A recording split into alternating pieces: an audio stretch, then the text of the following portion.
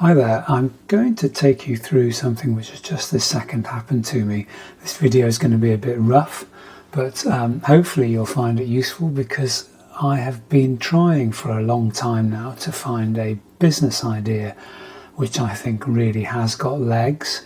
And while I've been doing this, I've been following various different ways of identifying ideas and things, and I think I've actually just come across one which really does have promise.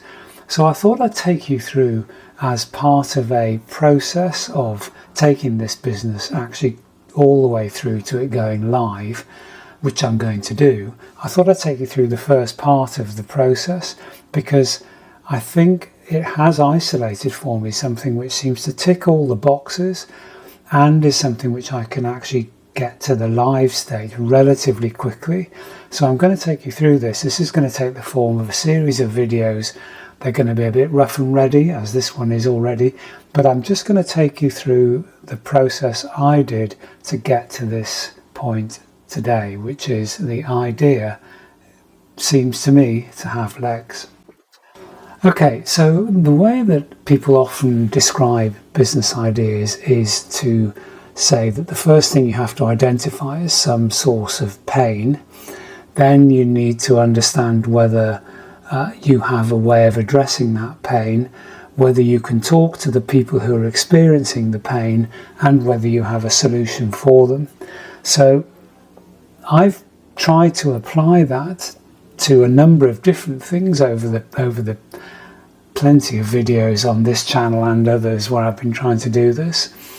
This is the first one where I think there is something here, and I don't really mind. This isn't one of those things where I may have an advantage which, if I talk about it, is going to get removed, and I'll explain to you why that is, and it'll basically become clear as we talk. But the pain point which I have discovered now is actually kind of self-evident. If you look at me, you would say, must be thinking about the time of retiring. So you think, okay, yes, that's probably about right.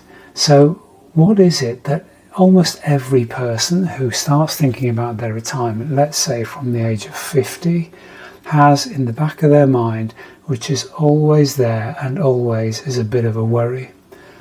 It strikes me that it's kind of self-evident. There's a question, and it's, will I run out of money? And that's especially so here in the UK, where the pension regime has changed so much that now all the risk is on the person who is retiring, rather than how it used to be in the days gone by when pensions used to just give you a proportion of your final salary. That's gone. So it appears to me that is a major pain point for everybody, really, from 50 onwards, all the way to the point where they have actually retired and they can still be worrying about it, and they don't feel that they can spend any money in case they run out. So that for me was the pain point.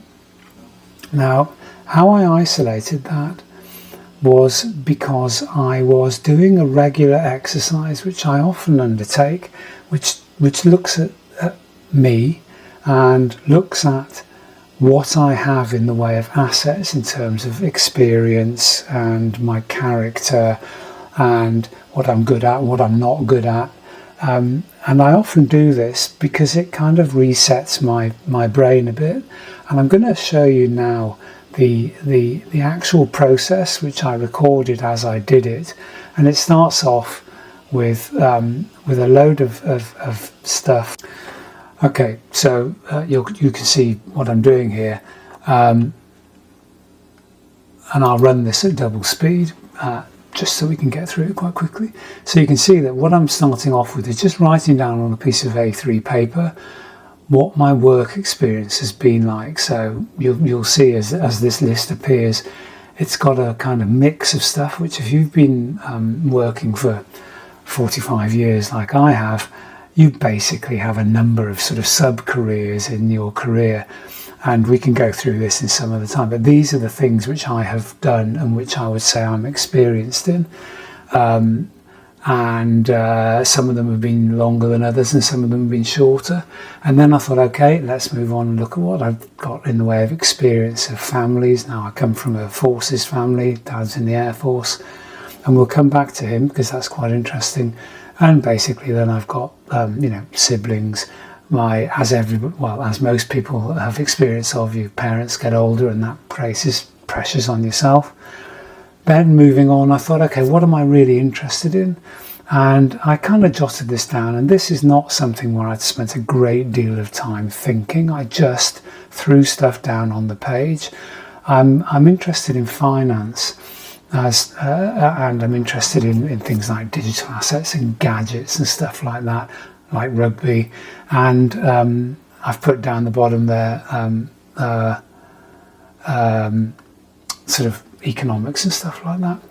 Anyway, then I looked at what I think of myself as being quite good at and what I'm not so good at, what my character traits are.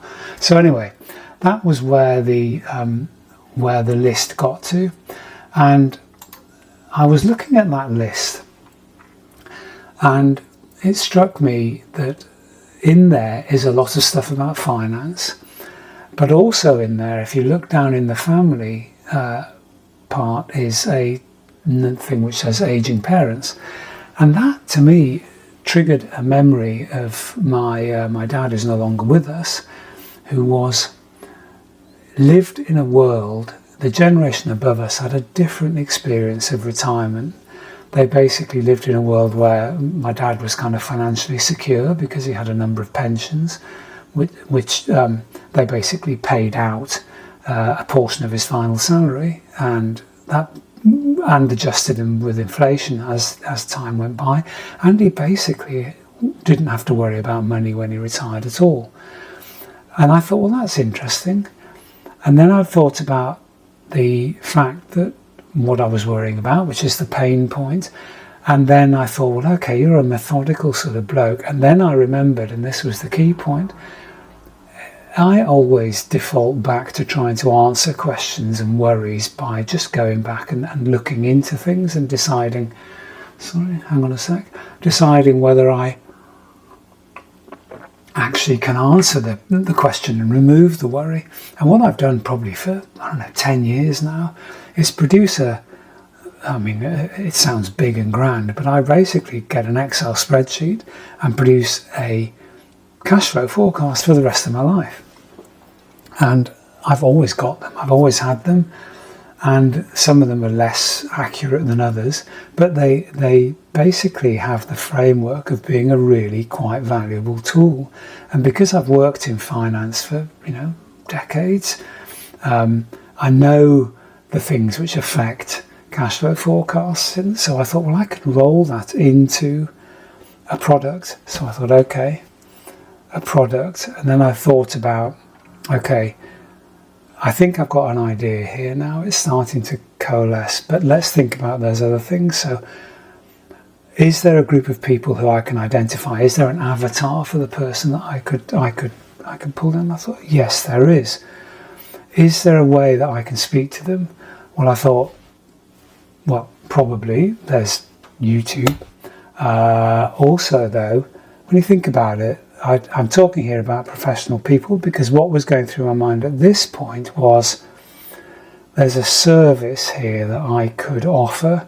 And don't forget, if you looked into my work experience, I did spend a couple of years as an independent financial advisor, advising people about their futures. I was qualified, and it was talking to professional people about their financial future. It was a kind of a sales job, and it was all about selling financial products. I really loved the consultation element of that. I used to have a 3-stage process, get people to buy the service, but also there was always some pressure to sell them financial products like pensions and life insurance and stuff like that, which I didn't enjoy. So I thought, well, what if I took the first element of that, which was the getting the actual the actual consultation element, which I think I was quite good at, and I sold that as a standalone service to people as effectively a consultation, because if you remember, at the bottom, I've been 20 years now in consultancy, and I know how to structure and deliver a good consultation process. It doesn't matter whether it's for a group of directors or for an individual.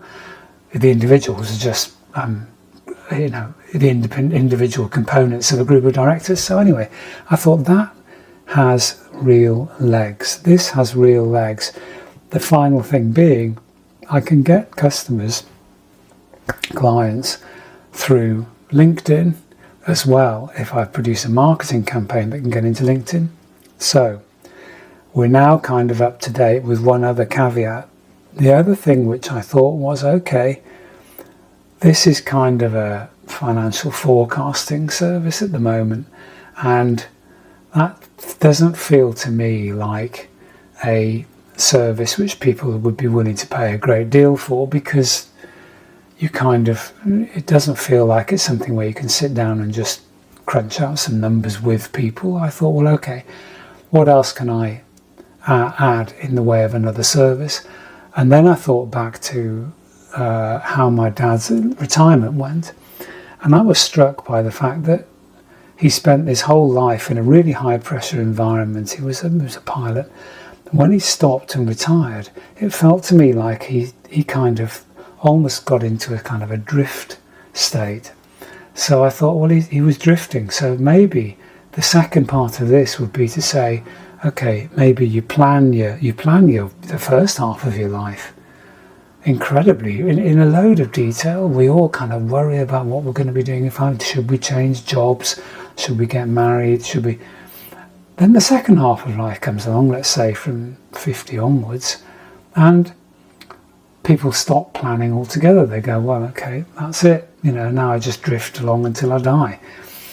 And I thought that triggered something else as well, which was, okay, that's interesting.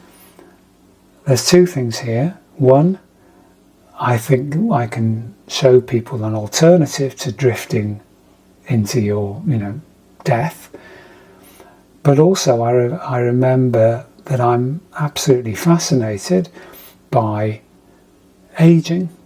I'm interested in it. I'm not worried about it particularly, in fact, far from it, because I actually think that with life expectancy now, provided you look after yourself, what was an expectation when, for example, retirement started in the post-war period was that you'd probably die around sort of mid-70s.